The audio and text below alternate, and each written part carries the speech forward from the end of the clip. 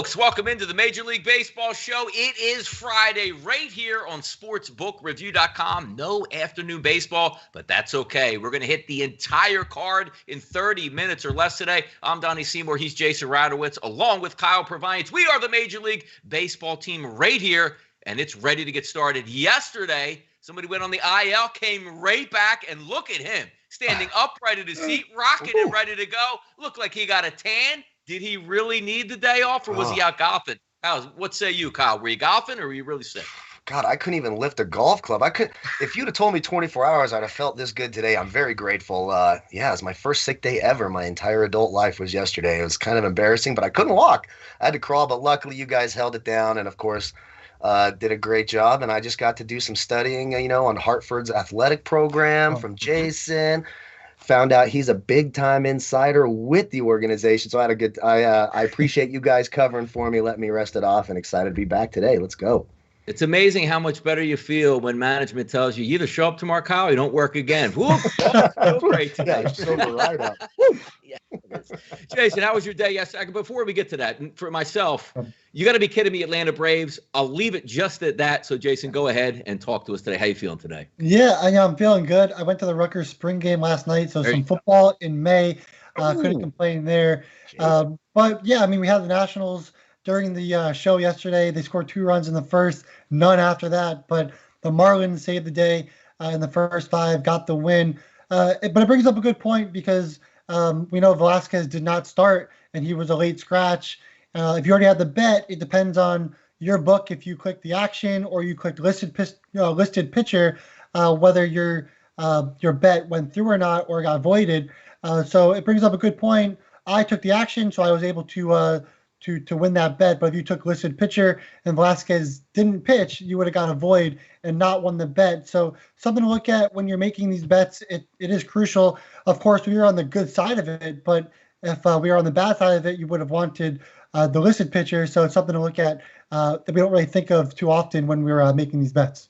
It's a great point you bring up, Jason, because yesterday, after the show, I went to a wedding, and my phone was set to buzz whenever the Atlanta Braves scored. They scored in the second inning with a 3-run bomb. Like, this is going to be a great night. And I kept checking my watch. Is there something wrong with my watch while we're not driving in runs? But obviously that game ended 6-4. But the point you bring up is very valid. I'm sitting there. I don't have any TV on, but I do have my phone. You get the update through Twitter that says Velasquez is not going to start.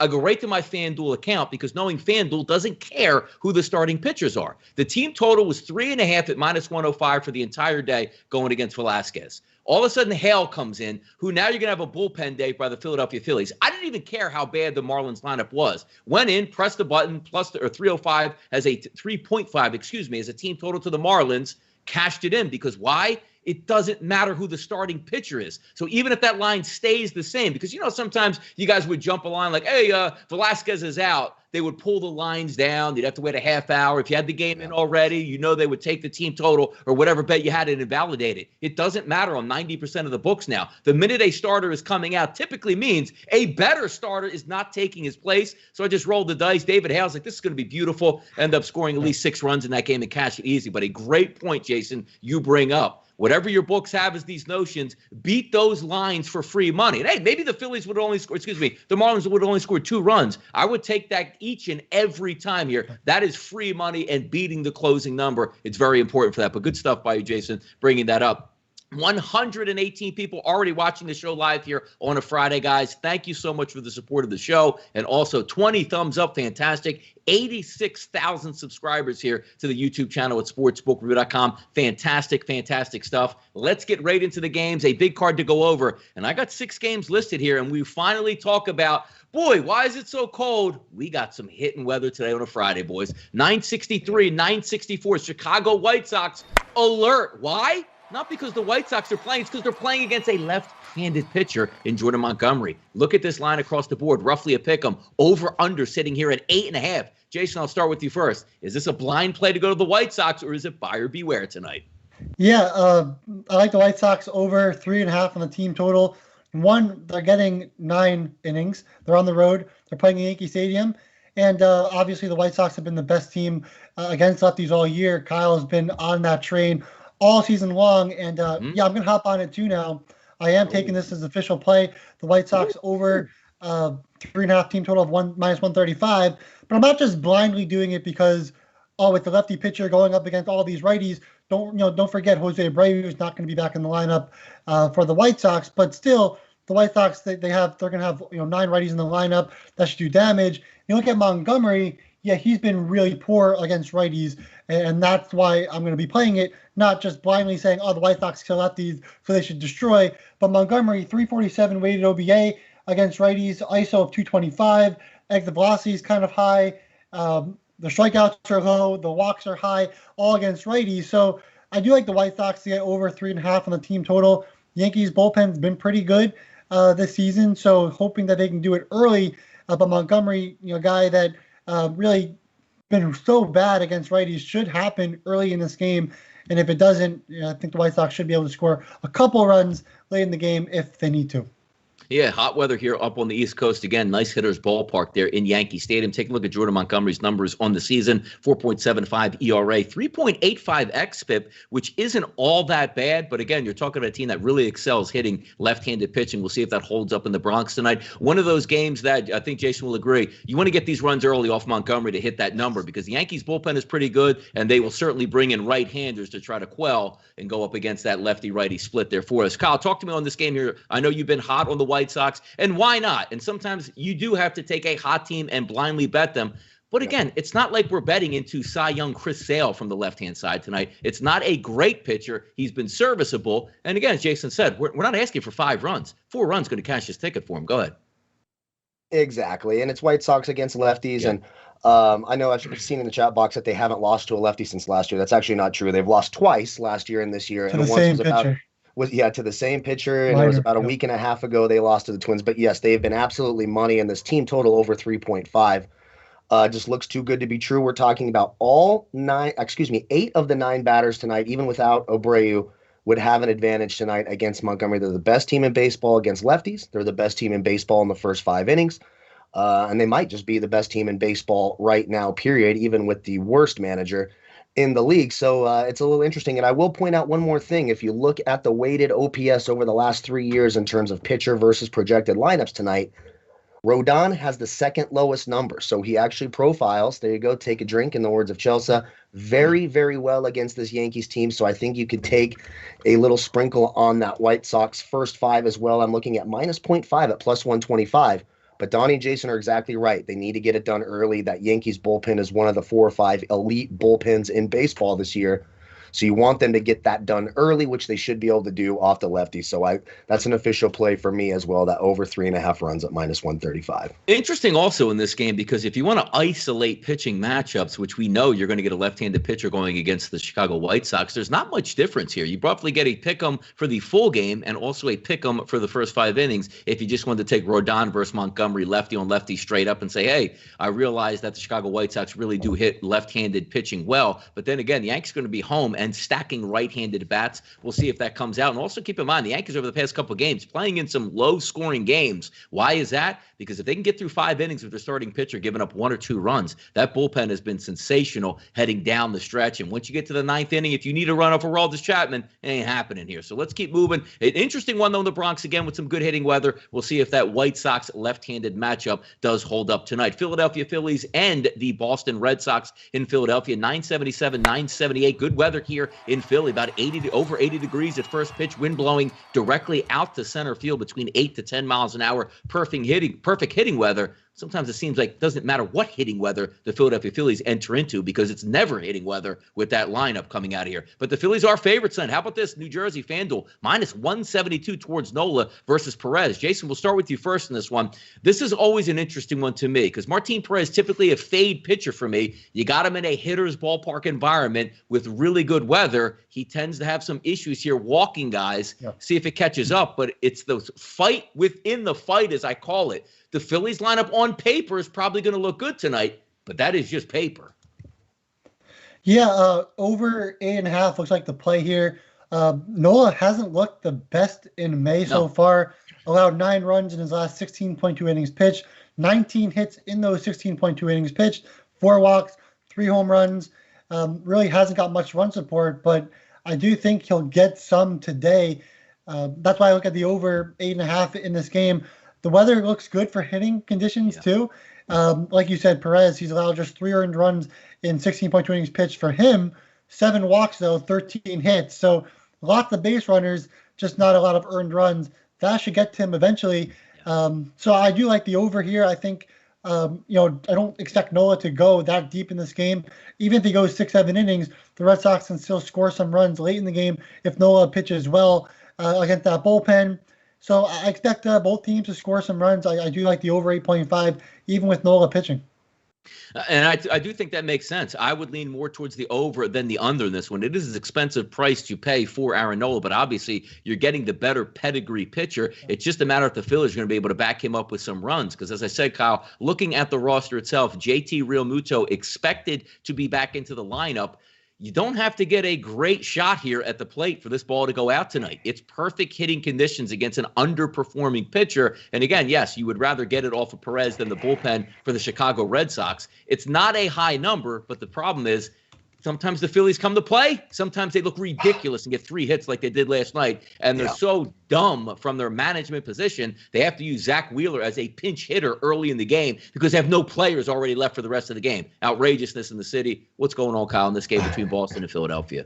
Yeah, this game is tough. And when I look at Boston, look, I don't trust Martin Perez farther than I can throw him. And at my old age and declining health and fitness, that's not very far. But again, Nola hasn't been great. And I look at a Boston lineup that, look, they can score runs, good weather. It doesn't matter who's pitching, one swing of the bat, boom. I believe they're the third highest scoring team in baseball, second highest scoring team in baseball. So I look at a lineup in the Phillies that no matter what, I just can't trust outside of Bryce Harper, who's been fairly solid last couple of games, not so much. I'm going to take that plus money with Boston, and usually I would take this first 5. But again, I do think the Phillies have the pitching advantage. But when you get to the bullpens, again, Boston, one of the top 5-6 teams in terms of bullpen ERA, and where the Phillies, we all know where that Phillies bullpen is. It's near the bottom. It's one of the worst in baseball. So maybe you're down 3-1 after 5 innings, or you're down 4-2 after 5 innings because Perez gave up some runs. You've always got that Phillies bullpen to rely on late in the game where you can take advantage there. So I'll take a little underdog shot on the full game for the Red Sox. There you go. So matchup here in Philadelphia. I do think the game has a legitimate chance to go under. Now, what they're going to need from Nola being the Phillies is like 7 innings. Archie Bradley is back for the Phillies, so that does help a little bit with that bullpen. But you're really piling on Nola. And Major League Baseball is an ebb and flow game. As bad as the Phillies looked on offense last night, you can correct that pretty quickly, as Kyle said. One swing of the bat. You get a walk, you get a single, you get a 3-run blast. Oh, my goodness. How great are they on offense all of a sudden as you try to think about it. But it'll be fun to watch to see how that plays out tonight. But again, good hitting conditions here in the city of brotherly love. Out west, 9:45, East Coast first pitch, 9:61, 9:62, the Dodgers and the San Francisco Giants. Jason, I'm looking at this pitching matchup today. 2 of the better pitchers. If we're looking at 31 eligible pitchers today, this is a top 5 pitching performance. I got Alex Wood slightly ranked ahead of Trevor Bauer. Check out his ERA this year, 1.75, xFIP 2.89, Sierra 3.18. Alex Wood, get out of here. And then if we take a look at Trevor Bauer, how about a batting average against him at 145, a 2.20 ERA, and a 3.10 xFIP with also a 2.74 Sierra. Outrageous pitching matchup tonight. Do we see an under in this game? Or are you going to go say, hey, San Francisco's got a lineup that can hit. So do the Dodgers. That's why it makes it so tough, because you have 2 lineups that would profile kind of well against their pitchers. But the reality is these pitchers have been so dominant, especially Bauer and Wood. Wood as a lefty going up against the Dodgers. We talked about this. They got guys that can hit lefties. That's never a problem. The problem is scoring runs with guys on base against lefties, and that hasn't happened for the Dodgers. So yeah, I agree that the under is the play, but then you're looking at the first 5 and under 3.5 at -120, and then one bloop and a blast, and you're probably going to lose that under. Then you go to under 7. Well, now if it's a 3-3 game, which is obviously possible between these 2 offenses, now you're not going to win your bet. So yeah, I agree with the under. I wouldn't take it because small little things can just change the entire direction of the game. So I would stay away. Do I like the Dodgers here? Yeah, I think the Dodgers with Bauer on the mound, you're getting them at a really cheap price at around -125 for the full game. With Bauer on the mound, when are you going to get that again? You're not. So I guess there's value with the Dodgers here. The under, it looks like the play, but you just can't take it because you just never know. Alex Wood doesn't walk that many players. And we take a look at the lineups here coming into the game, Kyle. This is an outrage. This is off the charts, which you don't get. This isn't like we know 1, 2, or 3 at bats. Check out Mookie Betts. For left-handed pitchers that he's faced 50 times this year, he's walked 22% of the time. How about Justin Turner? 58 at-bats versus lefties. He's walked 17% of the time. Max Muncy, lefty, 56 plate appearances, 27% of the time he has walked. Outrageous numbers stacking the decks. It's just a matter if you could drive them in. 2 good pitchers, 52 degrees, same wind blowing out in San Francisco that we've always seen. It's definitely a pitcher's ballpark. 2 really good pitchers, don't need a lot of runs, but these 2 lineups are talented. It wouldn't shock me if each one of these teams can strum up 3 runs apiece. Yeah, I mean, it's going to be tough. So we talked about those low-weighted OPSs here, and the lowest one on the slate today is Bauer against these Giants at only .512.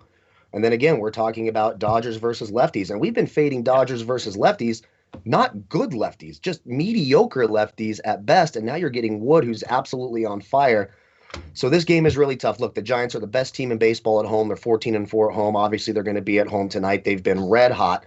You've got in the NL West, you've got 3 of the 5 teams with 3 of the top 5 run differentials in baseball are in the AL West. 2 of those teams are the Giants and the Dodgers.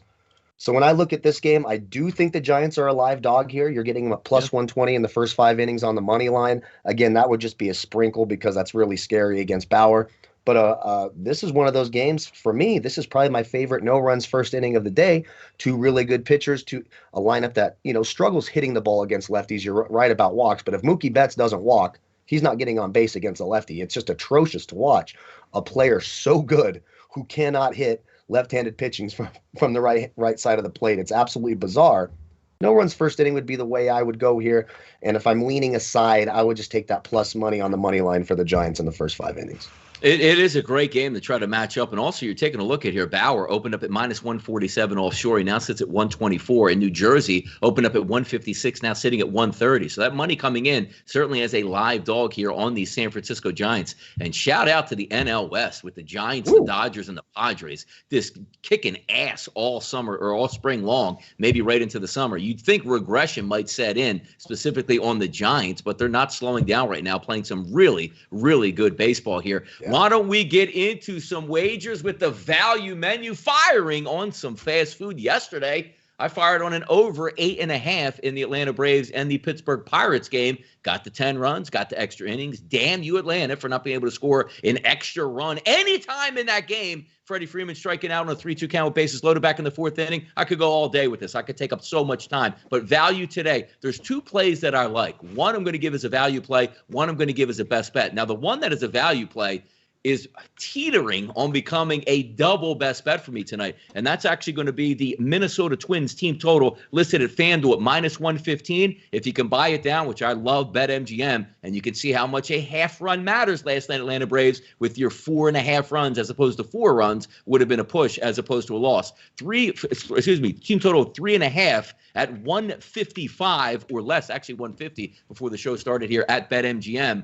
I think they have a chance to go over it. Now, the reason why I didn't upgrade it here as a prime time play for me as a best bet, I'm unsure of if Nelson Cruz is actually going to play in this game. Took a fastball off the wrist yesterday in game 1 of their doubleheader, sat out game 2, questionable today. He's a key cog in that lineup that we need because one of the pitchers that we love to fade in baseball is certainly Tristan McKenzie. 5.79 ERA, 5.25 xFIP, 5.06 as a Sierra, and a 128 xFIP minus number here. He should get hit tonight. Beautiful hitting weather in Cleveland. 85 degrees, light wind at first pitch. That's my value on the card today. The Minnesota Twins team total, 3.5 to 4, depending on where you're shopping. Jason, go ahead. What's some value on the card for you tonight? So we got Steven Strasburg back on the mound for the Nationals. He was pretty bad to start the season so far. Not enough plate appearances, but he didn't look good against lefties. 440 weighted OBA. ISO numbers were through the roof. Lots of power, extra base hits. Now he's coming back, and the Nationals became huge favorites. I don't agree with that at all. The Orioles, I'm seeing plus 180 on the money line for the full game. I think there's value there. Even with Jorge Lopez pitching, I know it's a lot of pain there, but there's no way you're giving Steven Strasburg and that Nationals offense that we took yesterday that scored 2 runs in the first inning, couldn't score a single run afterward against Trevor Williams. There's no way the Nationals are minus 200 with Strasburg on the mound. We don't even know what you're going to get out of him. So Orioles plus 180, there's value there in the full game. There certainly is. I love to play the game of, yesterday burned us and how bad it sounds. Because if you said to Jason, by the way, I'm going to get you 2 home runs in the first inning, you'd be like, holy cow, I am laying the wood on this game in Chicago. Same thing with me with Atlanta. How about if I told you it was a 4.5 team total? Donnie, you're going to get 2 home runs in that game. One is a 3-run home run. You'd be like, oh, my God. And he goes to extra innings. Where do we sign up? Yeah, that game actually lost on the team total. Kyle, go ahead. Find us some value tonight. What are we firing on for fast food? All right, so let's do a couple little props here. Obviously, the no runs first inning on the Dodgers-Giants. Let's get our home run prop out of the way. So let me get this straight. We've got the wind blowing out and warm weather at Coors. We've got Eduardo Escobar, 11 of 20 lifetime off of Marquez. 4 of those hits for extra base hits, including a home run. So my home run prop for the day is Eduardo Escobar at Coors Field. That ball should be jumping off the bat. And one more that is almost an official play, but I'll throw it on the value menu here. I like the Padres team total over 4.5 at minus 105. You could probably buy that down to 3.5 at a juiced up price, probably 150, 160 in that range. But the Padres profile really, really nicely today. I think they get it done. I love that lineup. They've been red hot. The NL West, best division in baseball. Padres are certainly a part of that. I think they tee off on flexing today. Grisham, Cronenworth, Tatis, Machado. I think they get it done today. So give me that Padres team total over 4.5 at minus 105 as well. All right, picking up some value tonight. Now it's time for some best bets and bankers before we hit that odds lightning round. And tonight, you know where I'm going? I'm going to fade a pitcher coming off the injured reserve. No, not Steven Strasburg. I'm actually going to be fading today Carlos Martinez of the St. Louis Cardinals. If we take a look at his numbers on the season, off, I guess, the 10-day IL. So last time he pitched, I believe, was May the 8th, which obviously May the 21st today. 12.6% of the batters he's seen this year, he has struck them out, which is a terrible number. But here's the numbers that I like. The XFIP minus, which again is league-centric and also ballpark-centric to let you know how well you're doing depending on which environment you are pitching in. So being in Oracle Park out in San Francisco, yeah, you should pitch well. You're in Coors, you shouldn't pitch well, and this factors that in. He's at a 131, so he's 31% worse than the average in Major League Baseball. And if we flip that over to the numbers that I really like to look at, a 5.27 xFIP and a 5.29 Sierra, we should get some hits out of the Cubs tonight. Not a fantastic lineup for the Chicago Cubs, but still, Peterson, Bryant, Rizzo, Baez, Contreras, Happ, Bote, and Horner should be a decent lineup enough to get us over the team total, which sits at BetMGM at 3.5 minus 145. If you're following along at FanDuel, you can get that at 4 at minus 118. No reason to believe the Chicago Cubs for me can't get the 5 runs tonight. Nice warm conditions in St. Louis. I'm going to get a full 9 at bats. Let's get Martinez here, hobbled all over the mound with that ankle injury. Put some walks on there. Give me a 3-run blast by Javi Baez tonight to start the fun. That's where I'm going. Chicago Cubs team total over 3.5. Jason, take it away. Best bets and bankers. Yeah, we're going to go with the White Sox over 3.5 team total at minus 135. I think it dropped down to minus 125. So if you can get it at minus 125, definitely take that. Let's see if it's better than the 135 that I got. We already talked about that game, so we'll move on to the next one. I'm looking at the Athletics over 4, minus 118 on FanDuel. They're taking on Jose Quintana. This is a guy who's he's struggled a lot throughout the entire season. Yes, his strikeouts are high. Yes, his walks are really high, also allowing 1.42 home runs per 9 innings and a batting average of balls in play, 429. Ridiculous number there for Quintana there. The A's bunch of righties going to hit really well against him. You look at the righties so far for Quintana, 399 weighted OBA against him. There's a bunch of righties in the lineup, probably 8. Olsen will be the only one that won't be. And he's also hit them pretty well, hit lefties pretty well this season in the first place. So we're on A's over 4, minus 118. Those are the 2 plays for today. There you go, Kyle. Best bets and bankers here before we hit the lightning round. Well, I obviously love that White Sox over 3.5. That's 100% for me. And I'm also going to take that White Sox minus 0.5 in the first 5 at plus 125. I think when they do get that team total, I think it's done early off of Montgomery. Rodon going to be facing a lot of righties, but we know what the Yankees do, right? They don't score any runs in the first 5 innings. They get you that live total of 1, and then you pounce on that. So I expect the White Sox to get it done. So a White Sox team total, White Sox minus 0.5 in the first 5 at plus 125. Andrew Cole says, who's throwing a no-no tonight? I think we were all shocked that there wasn't a no-hitter thrown last night. And I did retweet something from Donnie Baseball, which obviously is Don Mattingly from the Miami Marlins, and he hits it dead on. If you're going to unjuice the baseballs and, you're just going to swing for home runs, that ball's not going to jump off. And here we are with 6 no-hitters, technically 7 if you wanted to count that Mad Bum 7-inning no-hitter that he threw. I don't know why that's not called a no-hitter since it was a complete Major League Baseball game. But nobody likes the way baseball is now. It's longer and not a lot of action. Hopefully that does change. Rob Manfred, Juice Baseball is getting back in play. But here, anyway, let's have some fun here at the odds lightning round. I'm going to start here for you, Jason. Baltimore with Lopez and Strasburg on the mound. I already know you had a feel here for this game. 188 is a favorite and a total of 8.5. Quick thoughts on this one. Yeah, I'm not saying the Nationals won't win this game. They're also home. I'm not saying they won't win. I'm not saying that they're a bad team. I am just saying that they're overvalued in this spot. The Orioles have better value here at plus 180, and that's why I would look at them. Jorge Lopez has been better recently. Obviously not the best pitcher, but he's looked better, and the Nationals offense really hasn't looked great in spots where they should have, and they've struggled with scoring runners in scoring position. And the Orioles, they've got some offense there, especially with Mancini in the lineup. He's been a real spark for their offense. So Orioles, there's just value there. So I would just recommend, if you're going to take that game, look at the Orioles as value play. Strictly quickly here for us, Kyle. New York Mets and the Miami Marlins. Stroman versus Holloway. Boy, you would really like to back Stroman in this spot, but that lineup that you look at nightly now for the Mets seems to be getting worse and worse. Holloway is going to be the starter tonight, but there actually is an opener with John Curtis is opening for Holloway. So go figure on that one, Kyle. Yeah, I hate that. And I will say this, the projected Marlins lineup tonight, 26 of 64, a 406 average, smaller sample size, but some of those hitters have had some success against Stroman. This game, it's just, you're right, I can't trust that Mets lineup. Don't know what the hell the Marlins are doing with their pitching. I'm looking at an under 3.5 in the first 5, plus 100. Maybe I would lean there. 2 lineups I don't really trust all that much. Tough one for me, slightly into that under in the first 5 innings. I just don't like either lineup, really.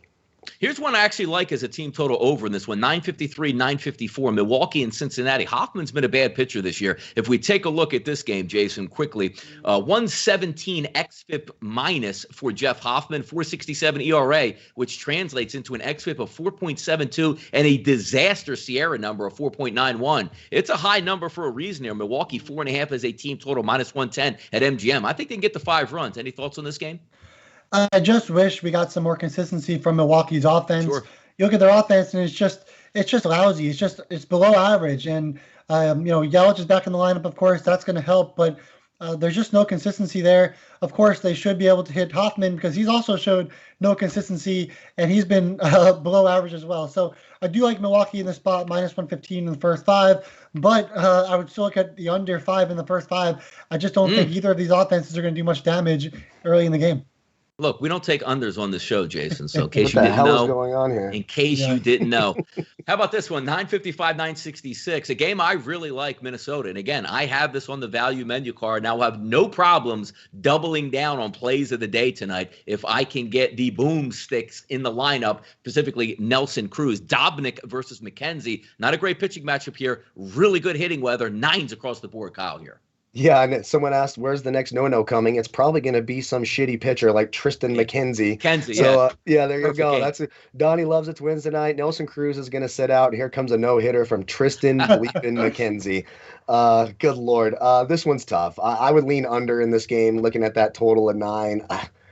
I'm looking at the lineups, like who do I like in these lineups? I've got one twin. I like Arias at the top of the order, so maybe they can get some runs scored here. You got the little revenge spot for Eddie Rosario, who just seems like he has lost all the pop in his bat. I don't know what has happened. That guy, only 3 home runs on the year, just a guy you can't really trust.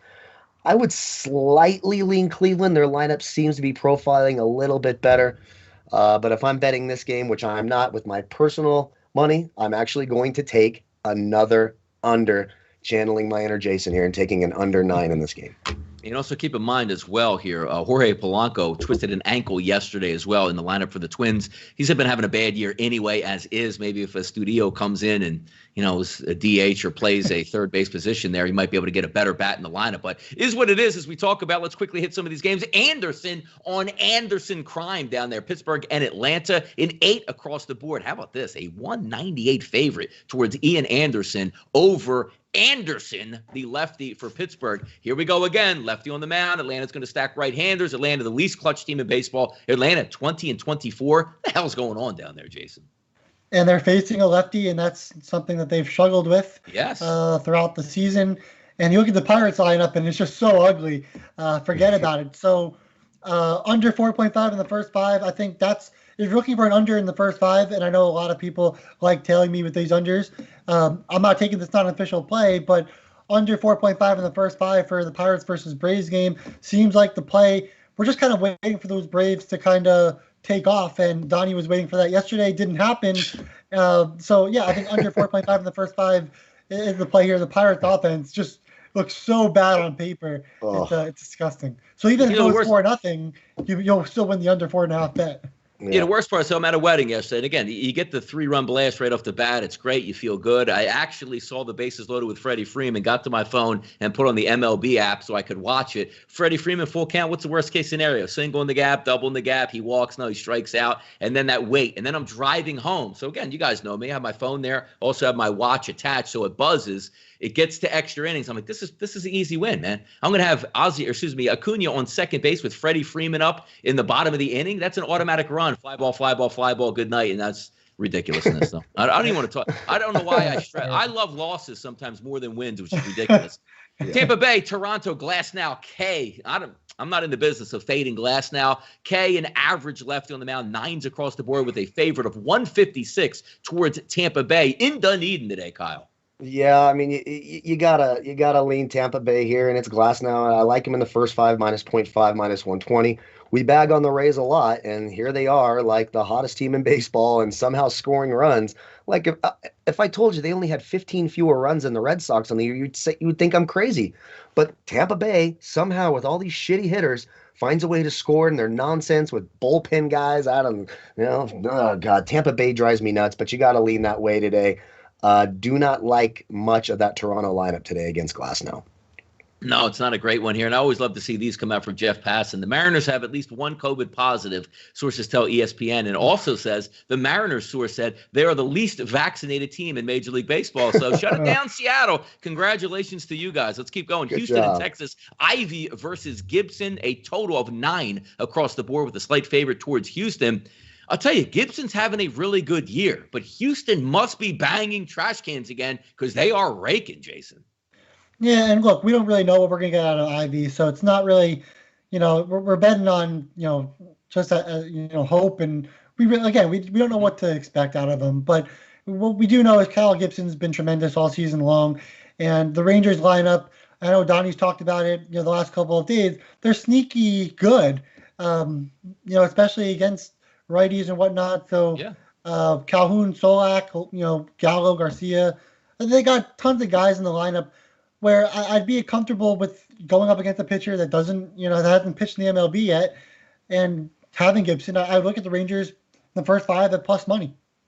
You know what's interesting about this game quickly, Jason? I look at this, and you're right, because Ivy comes in, so a little bit of an unknown. If Ivy was like, let's just say there's 30 eligible pitchers, whatever, today. If he came in 15th, I would be all over Texas, because you're right. Versus right-handed pitching, that lineup stacks extremely well, but just the unknown part of what you're getting out of him may be more to look as a live betting situation as opposed to not here. Keep it moving down the list. Detroit and Kansas City. Urania versus Minor. 168 here in New Jersey is a favorite towards Kansas City with a total of 8.5. Kyle, your thoughts here on Detroit and Kansas City? 2 lineups that we never really get excited about, but sooner or later, one of them's got to hit.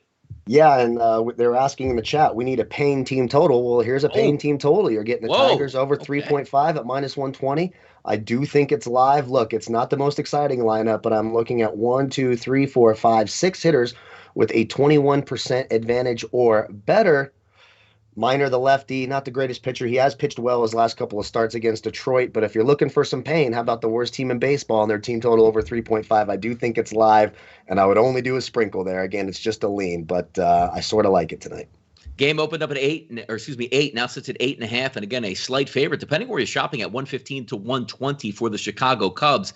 I think we might get some runs in this game. We'll see how it plays out. Quick thoughts on this one, Jason. Yeah, look, Hendricks has been a little bit better recently. Mm-hmm. 2 out of the last 3 starts have been better. Still, the hits are kind of high. That's always kind of been like him, but he's able to kind of get out of damage. That's what he's really been known for and good at. I do think the Cubs will score some runs in this game, like Donnie said. So I would agree with the Cubs. Team total, Cubs minus 115 in the first 5. I do think Hendricks is the better pitcher in this matchup. Wind blowing out to right field, 80 degrees at first pitch. Arizona, Colorado, Francoff versus Marquez, a 150 favorite offshore towards the Rockies, and a total that opened up at 10.5 and 11 now sits at 11.5. Ball should be flying in Colorado tonight, Kyle. Yeah, it should. And look, I do like you're looking at team totals of 4.5 for Arizona, which I think they can get to. They do profile really nicely off of Marquez. Rockies at 5.5. That's a little too rich for my blood. Over 11.5, also too rich for my blood. But I do like that home run prop of Escobar. It's just scary for me. I know the ball should be flying, but we're talking about National League teams, pitchers hitting, and a total of 11.5. I probably have to stay away from that. If I was going to bet it, of course, I lean the under. You always look for, lean the over. You look for those scenarios. I mean, this can easily be a 9-6, 9-7 game tonight. Yeah. Just a little too scary to bet. Not something I typically do with those double-digit overs. So I'll pass there. But looking at that home run prop, both lineups have guys who can hit tonight. There should be a run scored. And if I'm taking a team total, I'll just take the 1 run fewer and take Arizona's. Peralta, Smith, Escobar, even Marte, who I don't like taking very much in DFS, are all live tonight. Should be some runs scored in this game. 973, 974, Oakland and the Los Angeles Angels. Caprillion versus Quintana, the lefty. 9s across the board, some 9.5 showing up. Slight favorite towards Oakland. One team I don't even know if I've actually bet them this year on a team total would be the Angels. They just, Trout out of the lineup. It's very hard to get a read on them. Yep. Caprillion's not a great pitcher, but I know Oakland stacking right-handers against Quintana always has some interest here. Yeah, Caprillion only has 1 start, in his career, so we'll have to see. We'll have to kind of watch him and figure him out a little bit more. But what we do know Quintana walks a ton of batters. He's bad against righties. Exit velocity is 90.4 miles per hour versus righties. Still allowed 9 runs in his last 12 innings pitched, with 13 hits, 2 home runs, and 6 walks. But you look at the Angels side, they've got 2 batters, 2 lefties that can do damage, of course, Ohtani and Walsh. Outside of that, their lineup just doesn't really look great at all. So while the Angels might be able to score some runs, I would definitely rather take the Athletics, and they're over 4 at minus 118 at the team total instead of worrying about the Angels. Because you would just have 2 guys that would be able to do damage, and the rest really don't have much consistency going for them at all. So I'm on the A's over 4, as I said earlier, minus 118 in the first in the team total, and hope that hits. And if you need that 4.5, we both need to get 5. So take that. 979, 980, last game of the night, Seattle and San Diego. Flexen and Paddock, minus 215 towards San Diego. So Seattle now has a COVID outbreak, possibly. We'll see who that actually includes. But I do have it circled here as one of those 6 games that I like today. San Diego's team total, 4.5 plus 105. Yep. They should be able to hit Flexen tonight here, Kyle. Yeah, I like this Padres lineup a lot tonight. Over 4.5 minus 105 makes a ton of sense.